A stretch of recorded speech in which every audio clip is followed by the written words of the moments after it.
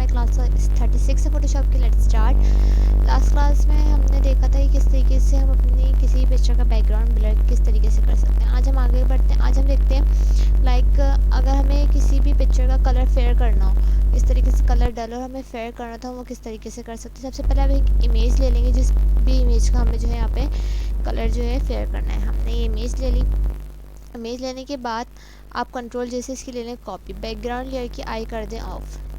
Copy लेने के बाद आपने क्या करना है, जस्ट एक और कॉपी लेनी है और अब इस कॉपी पे आपने क्या करना है, काम करना है। आपने वाइट कलर सेलेक्ट करना है। यहाँ से हमने वाइट कलर सेलेक्ट करा, इस तरीके से वाइट कलर सेलेक्ट करा और ब्रश ले लेंगे हम। ब्रश लेने के बाद स्किन पर हम क्या कर देंगे, इनका ब्रश इस तरीके से। ठीक है, आप यहाँ से ब्रश अपना हार्ड रखिएगा, फ्लो और ओपेसिटी आप फुल रखेंगे और पूरे फेस पे इनके हम इस तरीके से ब्रश मूव करते हैं, मतलब पूरे फेस पे हम कलर कर लेते हैं। इस तरीके से हमने पूरे फेस पर कलर कर दिया। कलर करने के बाद यहाँ से हम मोड इसका कर देंगे चेंज, सॉफ्ट लाइट मैंने इसका क्या कर दिया, मोड रख दिया।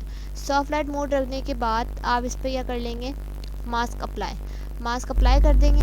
मास्क अप्लाई करने के बाद हम थोड़ा सा जूम कर लेंगे अपनी पिक्चर को और जो कलर हमारा बाहर गया ब्लैक हम ऊपर रख लेंगे और ब्रश का साइड अपनी मर्जी से सेट कर लेंगे और यहाँ से हम सॉफ्ट ब्रश अपना सेलेक्ट करेंगे और इस तरीके से जो भी कलर हमारा क्या बाहर की साइड हो गया है हम इसको इस तरीके से रिमूव कर देंगे। ठीक है, ये हमारा कलर बाहर हो गया है, हम इसको रिमूव कर लेंगे। जहाँ जहाँ से हमें अपना कलर रिमूव करना है वहाँ से रिमूव कर लेंगे और इसी तरीके से हम ये आइज़ वाले पार्ट से भी रिमूव कर देंगे, बिकॉज हमें आइज़ का कलर यही रखना है।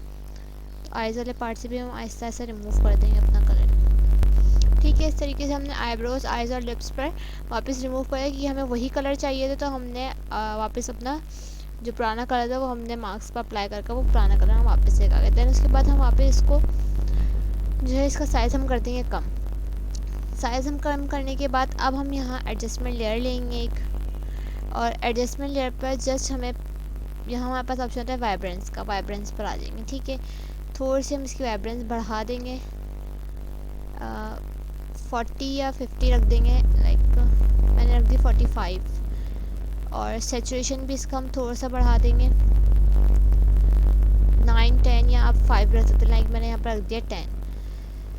देन उसके बाद वापस हम एडजस्टमेंट लेयर पर अपनी सेलेक्ट करेंगे और सेलेक्ट करने के बाद यहाँ हमारे पास ऑप्शन होता है कर्व का। कर्व पर हम करेंगे सेलेक्ट। कर्व सेलेक्ट करेंगे तो इस तरीके से हमारे पास कर्व आ जाएगा और जस्ट हम थोड़ा सा इसको ऊपर की तरफ इस तरीके से मूव कर देंगे, ज़्यादा नहीं, बस हमें सिर्फ थोड़ा सा इसको मूव करना है इस तरीके से। ये मूव हो जाएगा। देन उसके बाद अब इन सारे लेयर्स को हम शिफ्ट के साथ करेंगे सिलेक्ट इस तरीके से और कंट्रोल जी प्रेस करेंगे तो क्या हो जाएगी, ग्रुप हो जाएगी। ग्रुप करने के बाद इसका साइज़ हम कर देते हैं, ओपेसिटी हम कर देंगे थोड़ी सी डाउन, 90%।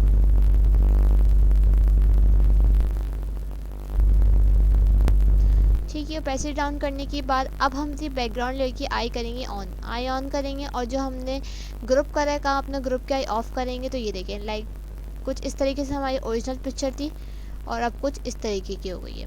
तो इस तरीके से हम क्या कर सकते हैं, अपनी कलर करेक्शन कर सकते हैं, मींस डल कलर को हम फेयर कलर में चेंज कर सकते हैं और इसी तरीके से हम फेयर को भी डल में चेंज कर सकते हैं। ठीक है, फेयर को डल में कोई चेंज नहीं करवाता इस तरीके से, तो ज़्यादातर जो है वो डल को फेयर में ही चेंज करवाया जाता है। तो इस तरीके से हम ज़्यादातर डल को फेयर में ही चेंज करना सीखते हैं। अगर आज की या पिछली क्लास में कुछ ना समझ आया हो तो हम कमेंट्स में पूछ लिएगा, फिर मिलते हैं नेक्स्ट क्लास में। आज के लिए अल्लाह हाफ़िज़।